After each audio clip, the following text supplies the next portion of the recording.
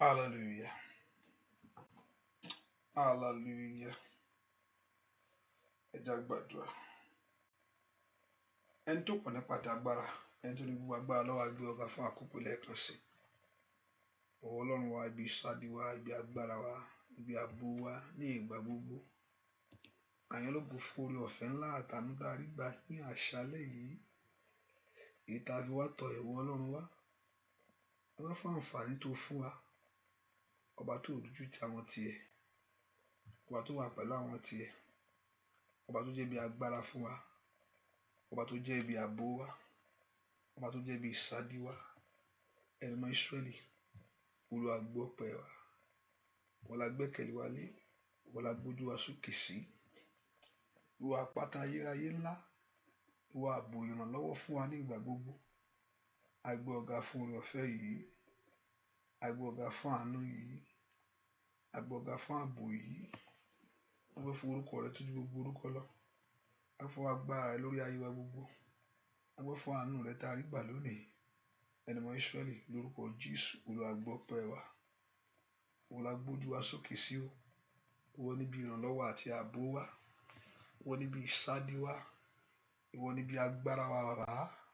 Ẹni mọ́ Ísírẹ́lì, lórúkọ Jésù, Olúwa gbọ́ ọpẹ́ wa. Lónìí, Olúwa dìde. A gbójú sókè sí ọ. Olúwa dìde. Nínú àánú ńlá, lórúkọ Jésù, Olúwa dìde. Nínú oore ọ̀fẹ́, Olúwa dìde. Nínú ògo, Olúwa dìde. Nínú ẹwà, Olúwa dìde. A fẹ́ kó sọ̀kalẹ̀ kó ṣe ohun ìyanu tí wọ́n lè ṣe. A fẹ́ kó bá gbogbo ọkàn pàdé. A fẹ́ kó mú ìyanu rẹ wá. Lórúkọ Jésù, Olúwa ṣe bẹ́ẹ̀. Lónìí, Olúwa ṣe ìyanu. Lónìí, Olúwa dábìrà ńlá. Lónìí, Olúwa náwó agbára. Lónìí, Olúwa náwó ògo. Lónìí, Olúwa náwó ẹwà rẹ jáde. Jẹ́ ká yìn ọ́ ní ìparí ohun gbogbo. A ó sì máa gbé ọ̀gá láì lórúkọ Jésù Kristi, Olúwa àti olùgbàlà wa. Àmín.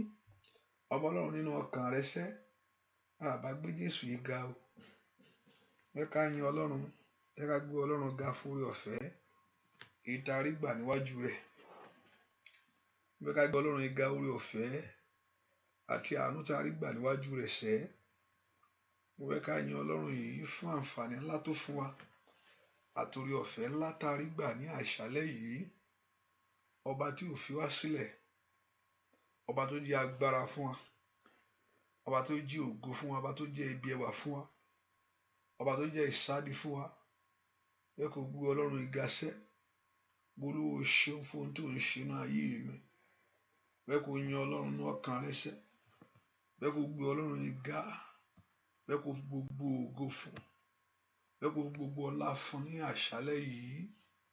Bẹ́ẹ̀ kò dúpẹ́ lọ́wọ́ rẹ̀ fún òní. Ọba tí òjòjú tì ọ́. Ọba tí òjòjú tí ayé rẹ sẹ́. Àpáta ayérayé Ọlọ́run ìgbàlà mi sẹ́. Lift your voice and thank him. Gbéga fún oore ọ̀fẹ́ ńlá. Lift your voice and worship him. Gbéga fún àánú ńlá. Èyí tí a rí gbà níwájú rẹ̀ sẹ́. Ọba tó tó bẹ́ẹ̀ sẹ́, ọba tó ju bẹ́ẹ̀ lọ. Kí ni fi sọ orí Ọlọ́run yìí? Kí ni fi fún ìwọ Ọlọ́run? Ṣé ààbò rẹ ni tàbí ìpamọ́ rẹ? Èyí tó ń fún mi lójoojúmọ́. Àtàbí àánú rẹ tí mo rí gbà ní ìgbà gbogbo. Bẹ́ẹ̀ kò gbé Ọlọ́run ìga. Ọlọ́run mi ó máa ṣe. Alágbára ayé mi ó máa ṣe. Ọba tó tó bẹ́ẹ̀ tó ju bẹ́ẹ̀ lọ ó ṣe. Akọ́dá ayé Ọlọ́run ìgbàlà ńlá ó máa ṣe. Ẹ̀rù jẹ̀jẹ̀ bàbá mi àgbà ó máa ṣe. Olúwa ṣeun fún oore ọ̀fẹ́ ńlá. Èyí tí mo rí ní àṣálẹ́ yìí.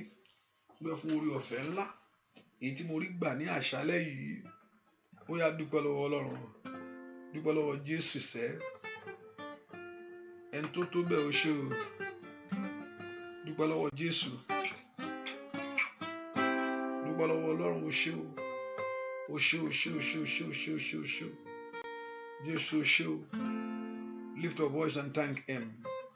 Àkọ́dá yóò ṣe o. Ọlọ́run ó ṣe o. Gbogbo ògo fún, gbogbo ògo fún.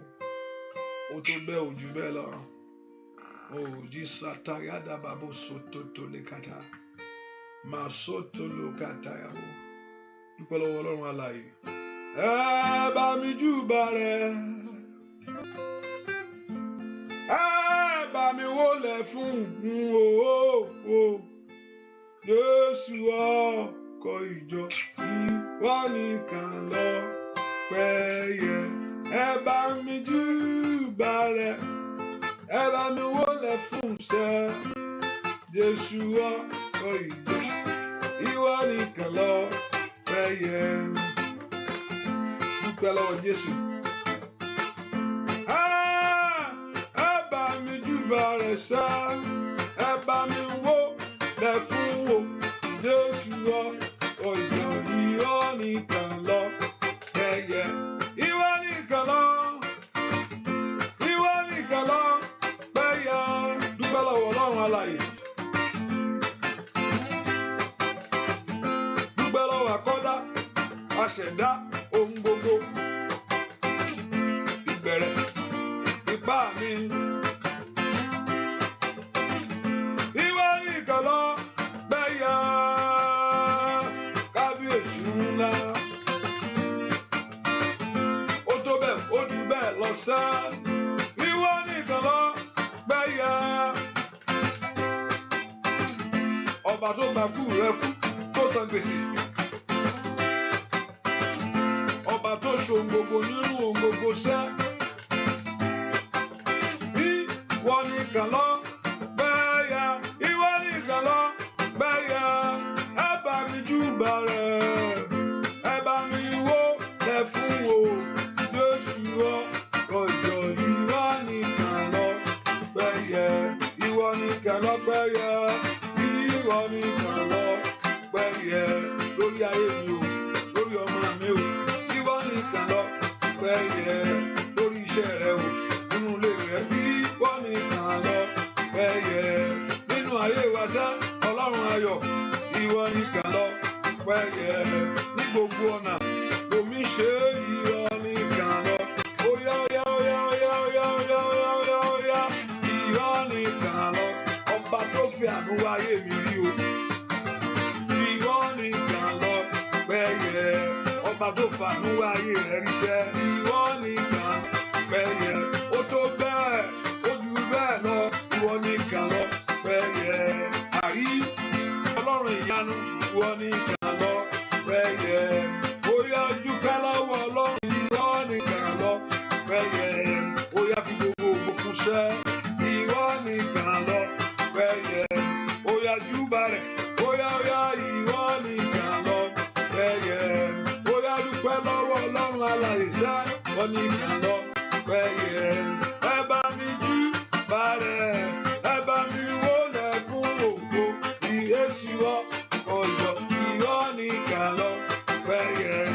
Ìwọ nìkan lọ́pẹ́ yẹ. Ìwọ nìkan lọ́pẹ́ yẹ. Dúpẹ́ lọ́wọ́ Jésù kó mà ṣe o. Tí a bá fi gbogbo èdè dúpẹ́ lọ́wọ́ Ọlọ́run, ó tó bẹ́ẹ̀ ó jù bẹ́ẹ̀ lọ.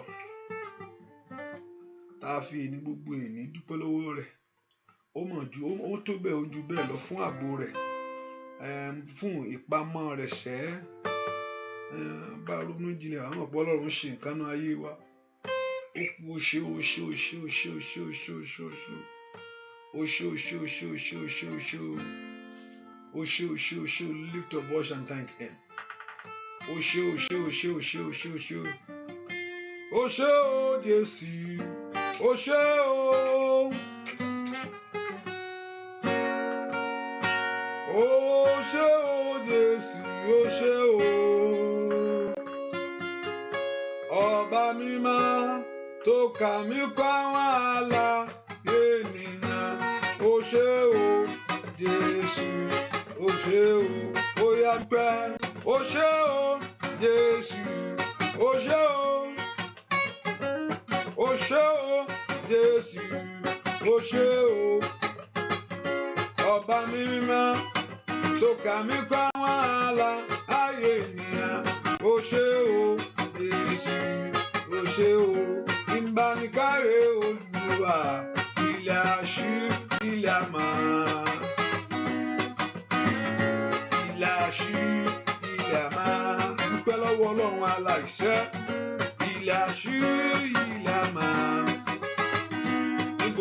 ṣẹ ilẹ̀ àṣú ilẹ̀ àmà nígbà ní kárí Olúwa jàre ilẹ̀ àṣú ilẹ̀ àmà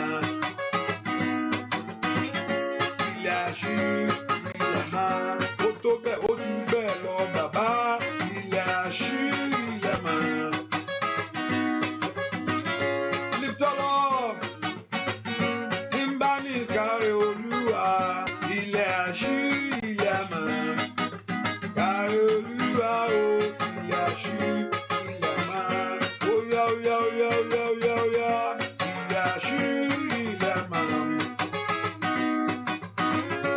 ilẹ̀ àṣú ilẹ̀ àmà nígbà ní kárí Olúwa ilẹ̀ àṣú ilẹ̀ àmà kárí Olúwa o ilẹ̀ àṣú ilẹ̀ àmà ó ti pọ̀ àkàkà tán ní ilẹ̀ àṣú ilẹ̀ àmà ní gbogbo ọ̀nà iṣẹ́ ilẹ̀ àṣú ilẹ̀ àmà ó yá mo Olúwa lórí ayé rẹ ilẹ̀ àṣú ilẹ̀ àmà ṣá ilẹ̀ àṣú ilẹ̀ àmà mo ní kó mọ Olúwa lórí ayé rẹ ilẹ̀ àṣú ilẹ̀ àmà ṣá ilẹ̀ àṣú mọ̀ rẹ ó yá mo mọ̀ rẹ Olúwa mo mọ̀ rẹ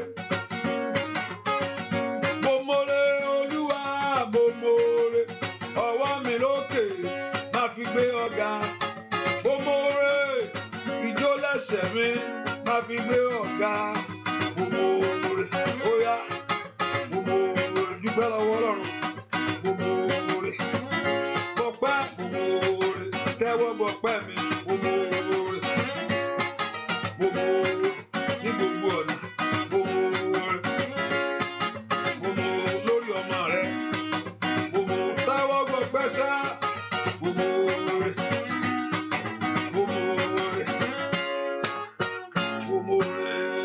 sọ fún Ọlọ́run dáwárí bí mo ti ṣẹ̀ sí ọ Ọlọ́run jọ̀ọ́ dáríjì mi.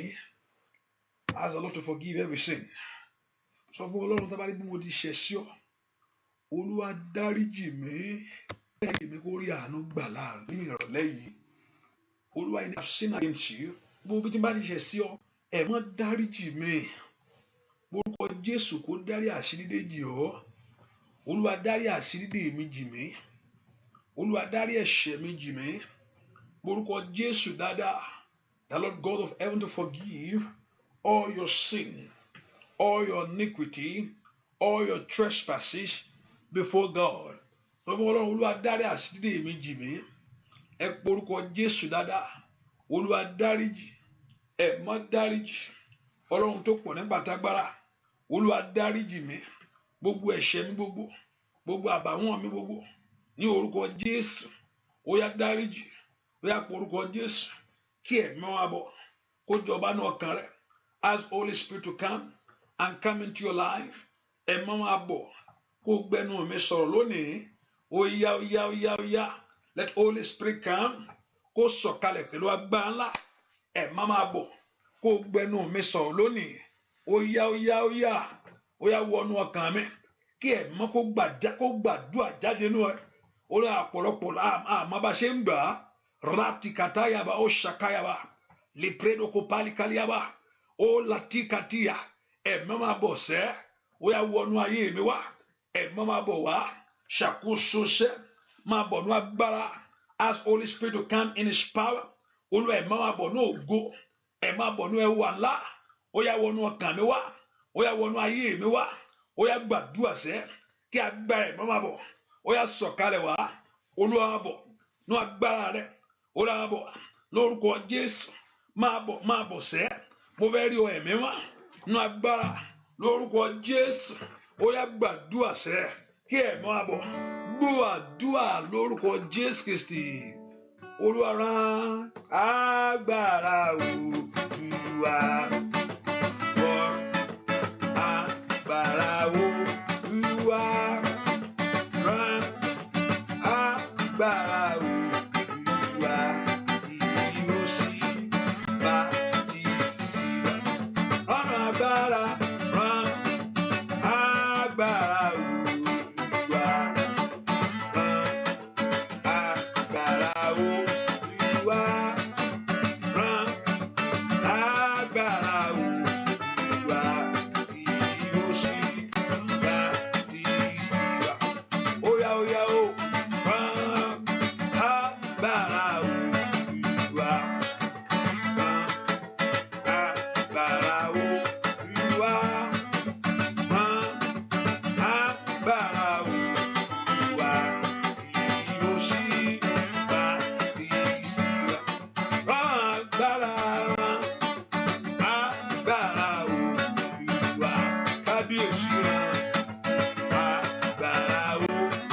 Olúwa ó yá rán agbára Olúwa kí ó sì bá ti síra.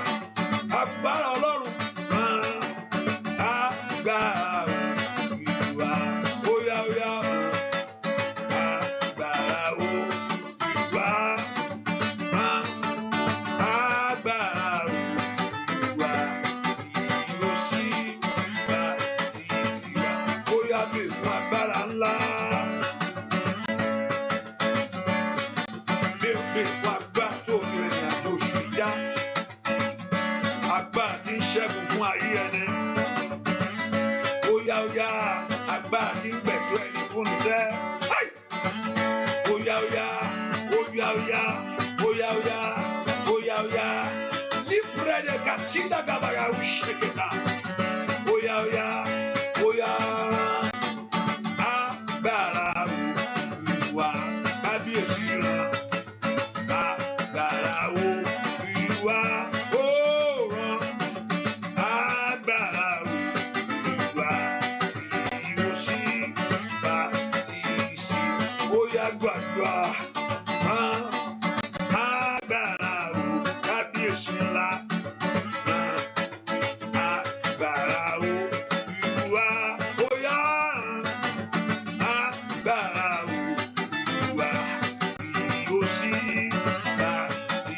Ó yá gbàdúrà sí Ọlọ́run rán agbára Olúwa kábíyèsí ńlá rán agbára Olúwa rán agbára Olúwa kí ó sì máwòrán sí ọkàn rẹ payá ni rán agbára Olúwa ó yá rán agbára Olúwa rán agbára Olúwa kí ó sì bá ti ṣe. Ó yá kó baptisi rẹ rán agbára Olúwa ó wọlé wá agbára Olúwa rán agbára Olúwa kí ó sì bá ti sí. Orúkọ Jésù agbára ọ̀rọ̀ wọnú ayé mi. Agbára tí yàn fi ń lu àlùyọ. Agbára tí ọwọ́ ẹni fi ń bari ayé ẹni.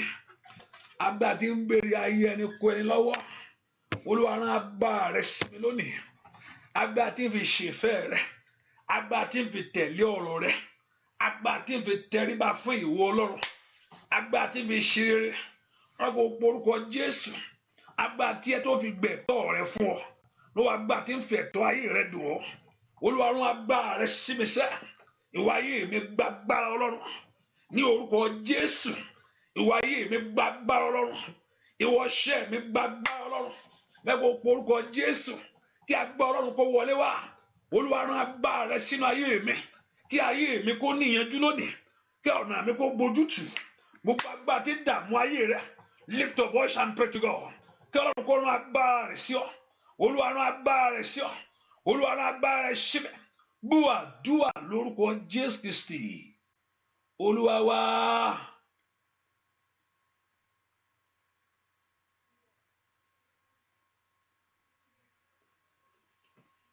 Hallelujah. Hallelujah. The YouTube is working. I think so. I believe so. I believe YouTube is working. Yeah. I think so. Yeah. Are you saying YouTube is not working? YouTube is working. Let me see. Hallelujah. Ẹ porúkọ Jésù. Olúwa rán agbára ẹ sínú ayé mi. Wá ayé mi gba agbára ńlá. The YouTube is working. I think the boat is working. Wá ayé mi gba agbára ńlá. Ẹ já gbàdúrà sẹ́. Wá ayé mi gba agbára ńlá. Wá ayé mi gba agbára ńlá. Mẹ́kọ̀ọ́ porúkọ Jésù. Thank you, sir. Wá ayé mi gba agbára ńlá. Ayé mi gba agbára. tẹ́pẹ́ agbára kan ló ń di ọ lọ́wọ́ ìwọ ò ṣe béèrè fún agbára tó ju agbára lọ kí agbára Ọlọ́run kó sọ̀kalẹ̀ wá tẹ́pẹ́ agbára kan ló ń dènà ire ayé rẹ ó ò ṣe béèrè fún agbára ńlá agbára tó lè já ogun náà dànù òun lágbára Ọlọ́run fẹ́ kó béèrè fún agbára Olúwa jẹ́ kí ayé mi gba agbára ní orúkọ Jésù ìwà ayé mi gba agbára ní oṣù karùn-ún yìí ní ìbẹ̀rẹ̀ oṣù lọ́wọ́ yìí ó dá kí ayé kó gba kí ìyàtọ̀ kó dé bá ayé rẹ lónìí ìwà ayé mi gba agbára bẹ́ẹ̀ kó porúkọ Jésù dáadáa Olúwa wọ ayé mi lágbára ńlá agbára tí yàn fi ń ṣe rere Olúwa wọ ayé mi lágbára ńlá agbára tí yàn fi ń lo àlùyọ Olúwa wọ ayé mi lágbára ńlá agbára tí yàn fi ń gbóhùn ńlá ṣe orúkọ Jésù agbára tí ayé rẹ òfin ní di mẹ́ẹ̀ ayàkàtàyàbà róbekòtòyàgàbà agbára tó gbà lọ́wọ́ ogun ènìyàn ó yá lọ́wọ́ agbára tí ó gbà lọ́wọ́ ogun ajírégbé agbére sálọ ó yá porúkọ Jésù wáyé mi gbàgbára let my life receive the power let your life receive the power wáyé mi gbàgbá Ọlọ́run agbá Ọlọ́run wọnú ayé mi sẹ́ Olúwa dáná ẹ̀mí rẹ sínú ayé mi iná agbára rẹ Olúwa dá sínú ayé mi kógun àlákàlà kó ṣẹ kí ìran kó sálọ ó yá Olúwa dáná agbára sínú ayé mi líka pàtàkì bá gbàdúrà lè pẹ́ẹ́kọ̀pẹ́lá la pẹ́ẹ́dọ̀kọ̀tàyàrá màtọ́lìkẹ́tẹ́yà ó yá gbàdúrà rèkàtẹ́líà ó yá gbàdúrà sẹ́ gbàdúrà ayé mi gbàgbára ìwà ayé mi gbàgbára Olúwa dá búná agbára rẹ sínú ayé mi ìtẹ́lì bó sọ́tọ̀ yaba gbàdúrà lórúkọ Jésù Kristi Olúwa wá fẹ́ gbàdúrà wọ́n tó kọ ẹ bẹ́ẹ̀ láti wá yẹn ọ̀pọ̀lọpọ̀ lè mú kọ ṣọ́ọ̀tì náà ní ọ̀nà I don't wanna go there mú kọ ṣọ́ọ̀tì náà tó bá tún fi yìí sí tó bá tún fi ọ tún lè fi àná kó fi ẹ̀ mú sí ẹnìkan náà tó ń jẹ́ túra yọ̀ ní tiẹ̀ bẹ́ẹ̀ kó gbàdúrà orúkọ Jésù Olúwa jẹ́ kí iná ogun ayé mi kó parẹ́ lónìí iná ogun tí ń jó iná ogun ayé mi wá gbá Ọlọ́run pa iná náà lónìí Olúwa jẹ́ kí iná ogun ayé mi parẹ́ Father quench the fire of my life iná ogun ayé tí ń jà mí Olúwa pa lónìí jẹ́ kí agbára rẹ̀ pa it's not that you are born again but you are born again and I'm now for Jesus Christ now what you are for when you are born again you are a new creature you are going to heaven that's what it is now you put on the fight you are a new person in Christ you say kí n má lo ogun èèyàn lè born again ju anything lọ kí ogun ayé rẹ kó kàǹkà ní bẹ́ẹ̀ ni ṣùgbọ́n you are a new person what you gain of being born again is your heaven ohun tí o lè rí bẹ́ẹ̀ ni pé kó o dàtúbí kó o lọ sí ìjọba Ọlọ́run that's what it is but ní ayé tó o ṣì wà yìí in this world that you are in now Olúwa jẹ́ kí iná ogun ayé mi parẹ́ pátá Olúwa paná ogun ayé mi sẹ́ màtólì kálíàbá lápá quench every battle of my life every fire lè pàtó dàkàtà that enemy have set upon my life iná tí ọ̀tá ti dá sórí ayé mi ní orúkọ Jésù iná gbá tí ń paná ogun ó yá wọnú ayé mi the power that quench every fire of the enemy iná gbọ́rọ̀ tí ń paná ogun ó yá wọnú ayé mi sẹ́ iná gbọ́rọ̀ tí ń paná ogun òfẹ́ gbọ́rọ̀ tí ń paná ogun rapatolika ṣètì ogun àmúbọ̀ ó yá wọ̀ sẹ́ pé iná Ọlọ́run tí ń paná ogun rapatola kàdáṣọ ayé rẹ̀. Let the power rest upon you. Iná gbá náà kó wọnú ayé mi. Iná gbá ńlá. Ó yẹ gbàdúrà kó bèrè fún agbára. Iná gbá tí ń paná ogun that quench every fire of the enemies. Ní orúkọ Jésù, ó yẹ wọnú ayé mi wá. Gbàdúrà lórúkọ Jésù Kristi. Olúwa wá ẹ porúkọ Jésù. Olùgbèjọ ọ̀run gbè mí níjà. Olúwa gbé ayé mi níjà. Ọlọ́run má wo ayé mi ràn mọ́. Ask the Lord to intervene. Ask the Lord to step into your life. Olúwa má wo ayé mi ràn mọ́. Gbà mí Ọlọ́run lè wò yán ràn kó má wò yán ràn o. Ṣé agbára Ọlọ́run ò ká nǹkan tó ń ṣẹlẹ̀ nínú ayé rẹ ni? Agbára Ọlọ́run ká nǹkan tó ń ṣẹlẹ̀ nínú ayé. The hand of God, the power of God can do all things for us. Ó ká ogun tí ń bẹ nínú ayé.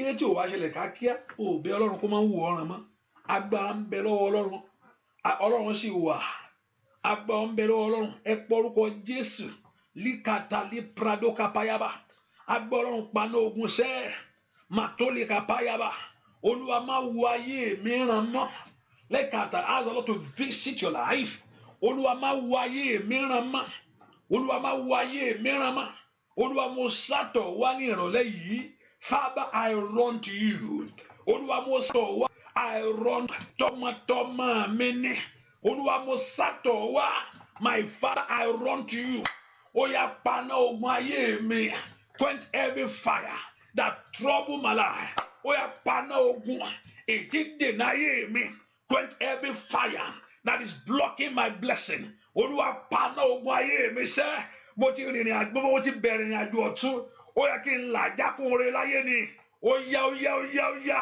ai mọ̀tàrí power decider gbúàdúà lórúkọ Jésù Kristi Olúwa wa èèyàn kò bá pọ orúkọ Jésù ọba tí mú ègún àtìpè kúrò ní ayé ẹni ó yá mú tèmi kúrò lónìí gbogbo ègún àtìpè Olúwa mú kó every curse and curses over my life matoliaba o shagaba gbàdúrà kọ́lọ́run kó remove every curse upon your life le patoliaba le pauros tekeyaba ó yá mú kúrò sẹ́ Olúwa mú ègún àtìpè kúrò ní ọ̀nà mi gbogbo agbára tó ti sọ̀rọ̀ òdì sórí ayé mi gbogbo ohun tá ti fọ̀ sí mi tó lòdì every voice that contrary every voice that whether by night or by the day whether in your dream ohun tá sọ sí ọ èyí tó lòdì every word that have been spoken to your life that contrary to fulfill let God remove it right now Olúwa mú ègún àtìpè ó yá lọ orúkọ Jésù dára ìwọ ègún àtìpè ó yá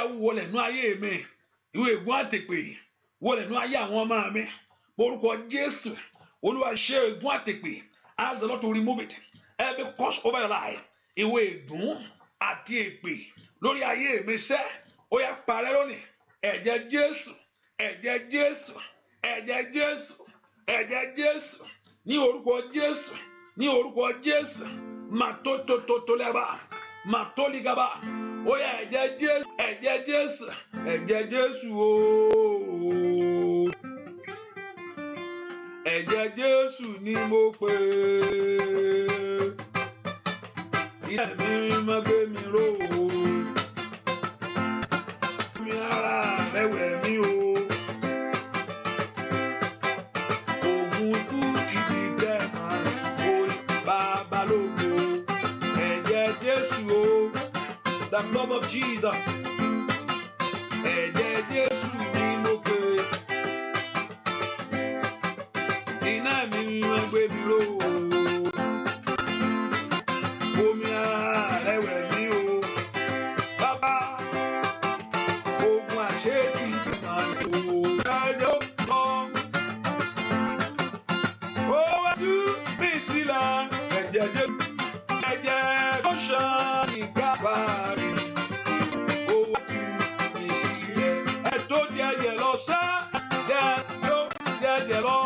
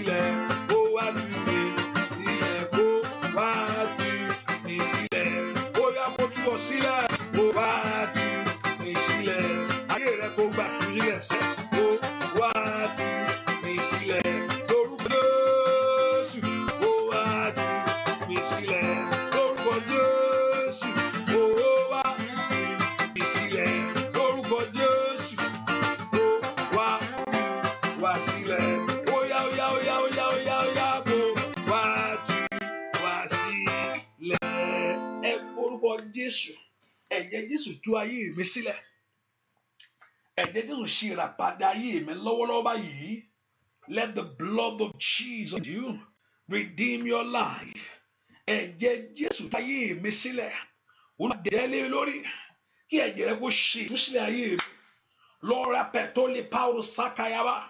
Repatoli ketelaba kapayaba. Ẹ̀jẹ̀ Jésù wọnú ayé mi wá. Ó yá ẹ̀jẹ̀ Jésù ṣe àtúnṣe. Ó yá máa tèpé ayé mi. Every negative voice over my life. Ẹ̀jẹ̀ Jésù mú ègún àtèpé kúrò lórí ayé mi. Ẹ̀jẹ̀ Jésù mú ègún àtèpé kúrò ní ọ̀nà mi. Let the blood of Jesus remove every voice that comes to life, every voice that contrary to fulfillment. Ẹ̀jẹ̀ Jésù parẹ́. Ó yá fi ẹ̀jẹ̀ rẹ̀ parẹ́. Olúwa fi ẹ̀jẹ̀ rẹ̀ parẹ́. Gbogbo ohun tó lòdì sí ògo ayé mi. Olúwa fi ẹ̀jẹ̀ rẹ̀ parẹ́. That Lord, you ought to wash it away. Mo gbà táyàbá. Ó yá dẹ̀jẹ̀ lé mi lórí. Olúwa dẹ̀jẹ̀ lé mi lórí. Olúwa dẹ̀jẹ̀ lé mi lórí. Olúwa dẹ̀jẹ̀ lé mi lórí. As for the blood of Jesus. Bèrè fún ẹ̀jẹ̀ náà. Ẹ̀jẹ̀ tí ń ṣe àtúnṣe ayé ẹni. As for the blood of Jesus, that the life of man. Ó yá gbàdúrà. Olúwa dẹ̀jẹ̀ ẹ̀jẹ̀ Jésù kó pa ìwà àtẹ̀pẹ̀ ní orúkọ Jésù. Ẹ̀jẹ̀ Jésù kó pa ìwà àtẹ̀pẹ̀ rẹ̀. Ó yá lanu rẹ̀ gbàdúrà. Ẹ̀jẹ̀ Jésù kó pa ìwà àtẹ̀pẹ̀ rẹ̀. Ó kó lórí. Ó yá lanu kó gbàdúrà. And pray to God that the blood of Jesus wash away. In Jesus' name we pray. Ó porúkọ Jésù. Sọ fún Ọlọ́run ogun tí mo jà títí ò ṣẹ́. Gbogbo ipò tí mo wà tí ayé ò fẹ́ kí n jáde ń bẹ̀. Every battle that you have been fighting all this while. Any position that the enemy don't want you to come out of. Ó yá lórúkọ Jésù. Ọlọ́run gbèjà mi. Jẹ́ kí n ní ìṣẹ́gun lórí ẹ̀. Lórí ogun tó jà títí. That the battle that we have been fighting all this while. Matole paro sakaba. Olúwa jẹ́ kí n ní ìṣẹ́gun lórí ẹ̀. Let me have victory. Let me have victory. Lógun ìdààmú àti làálàá. Lápá tó tayaba. Ogun tó ní kó máa dáwọ́lé. Ní orúkọ Jésù. Jẹ́ kí n ní ìṣẹ́gun lórí ẹ̀. Ló dènà àmì gbogbo. Ayé sẹ́yìn. Bẹ́ẹ̀ gbogbo orúkọ Jésù. Ọlọ́run tó pọ̀ ní àti agbára. Olúwa jẹ́ kí n ní ìṣẹ́gun lórí rẹ̀. Lógun ayé mi sẹ́. Màtólì abababa ó ṣàkàbà. Ogun tó lóun tó fẹ́ bá lo oṣù yìí. Every battle ogun tó lóun tó fẹ́ bá lo ní oṣù yìí kọjá. Ó yá èdè bẹ̀rẹ̀ oṣù.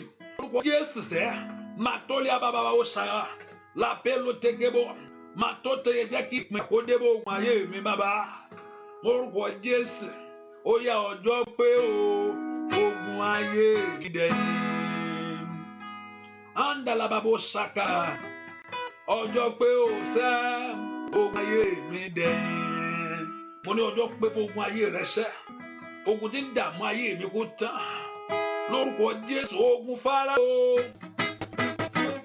Ó wọnú ìlú ọmọ Ísírẹ́lì. Kò má bá wọn jáde. Ogun ayé mi. Lónìí o.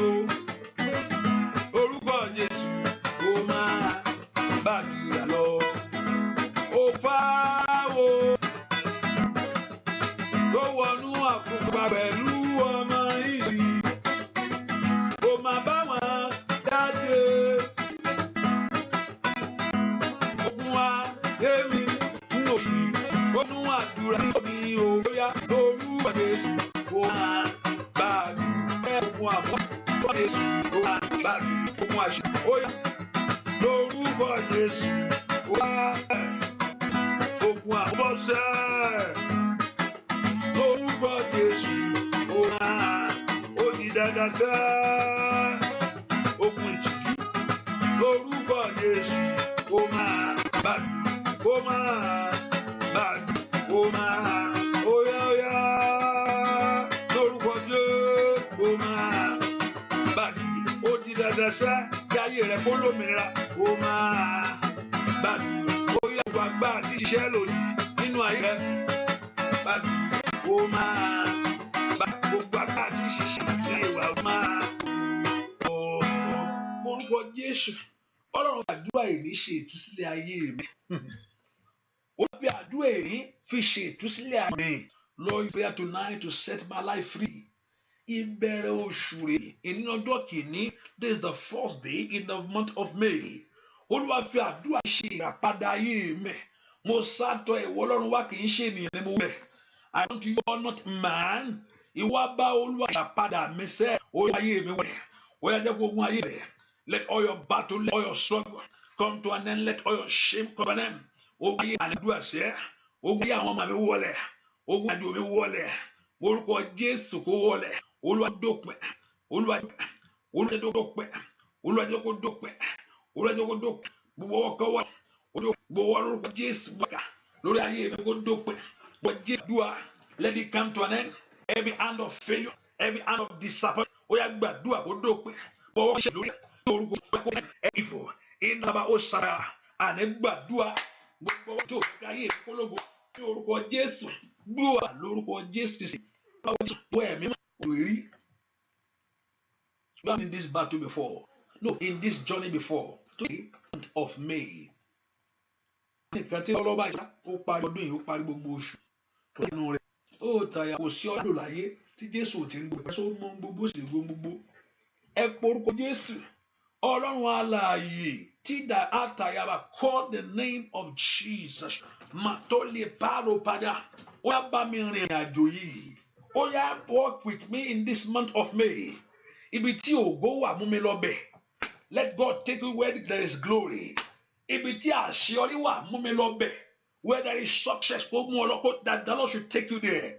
Ibi tí ìbùkún wà, oya mú mi lọ bẹ̀. Where there is blessing, kó mú ẹ lọ bẹ̀.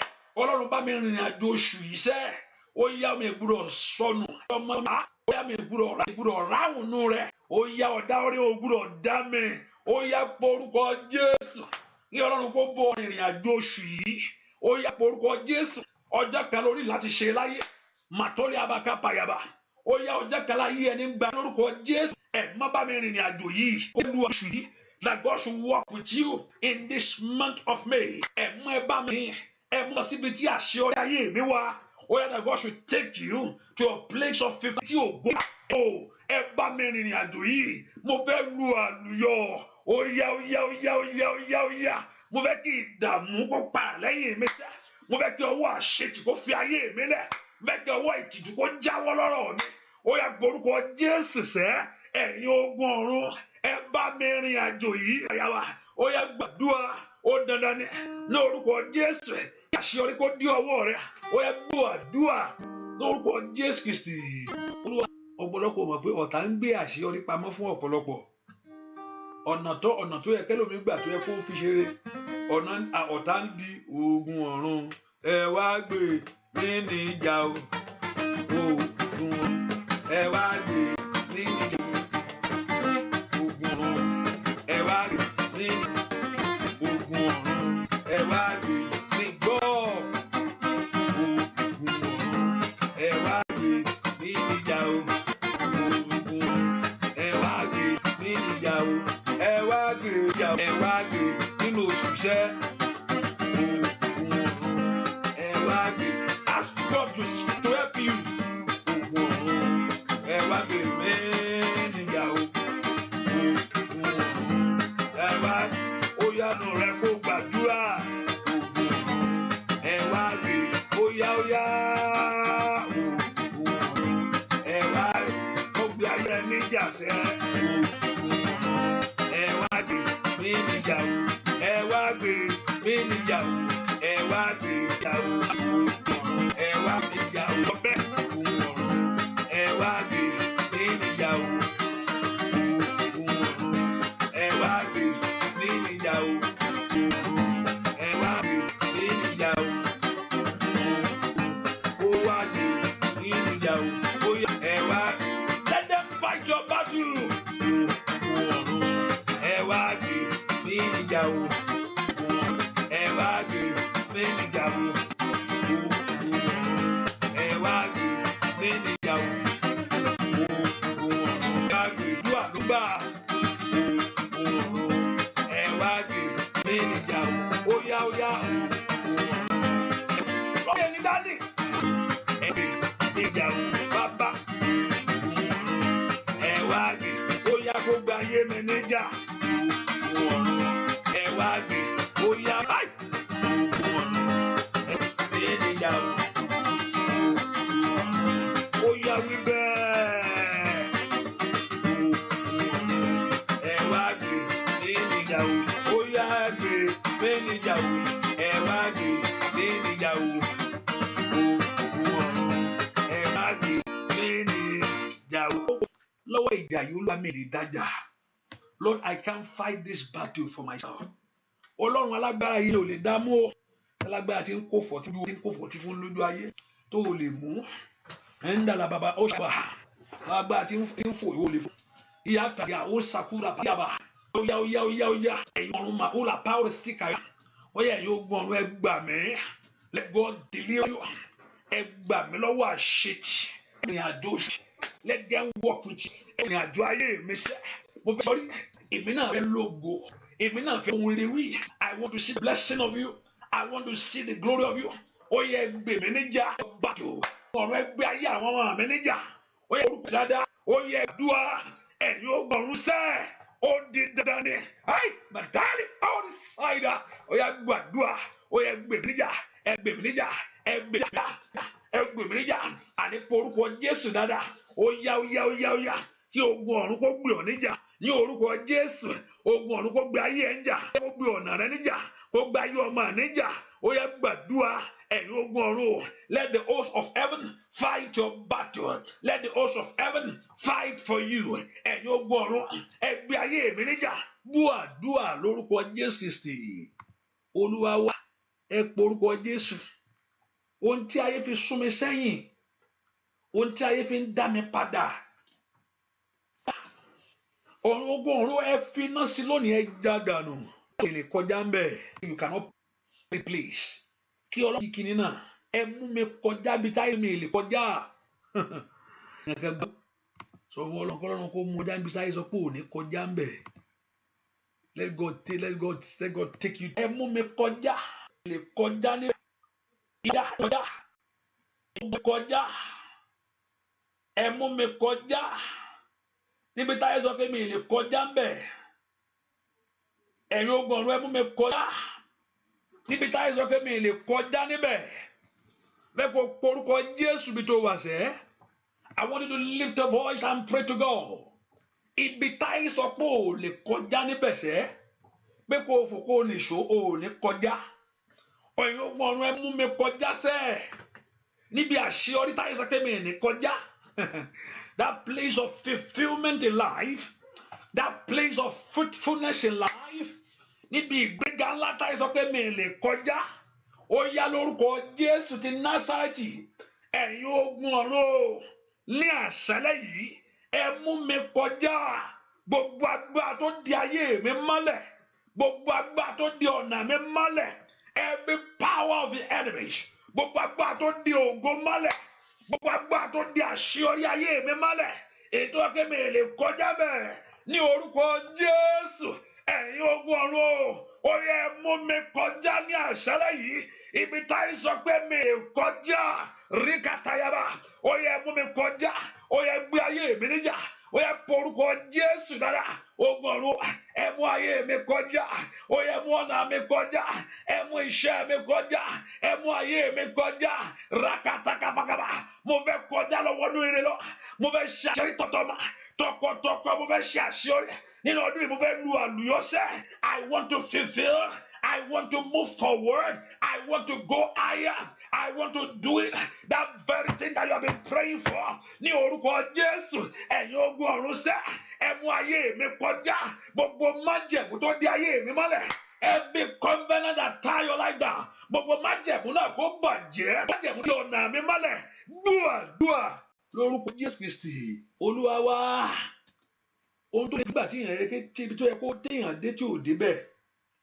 Àṣeyọrí tó yẹ kó jùlọ tó ò ní. Ọ̀pọ̀lọpọ̀ Sátánì á gbé kékeré lọ́wọ́. Kékeré máa yín jẹ. Ẹni tó ń dalẹ̀ lọ́wọ́ ni o.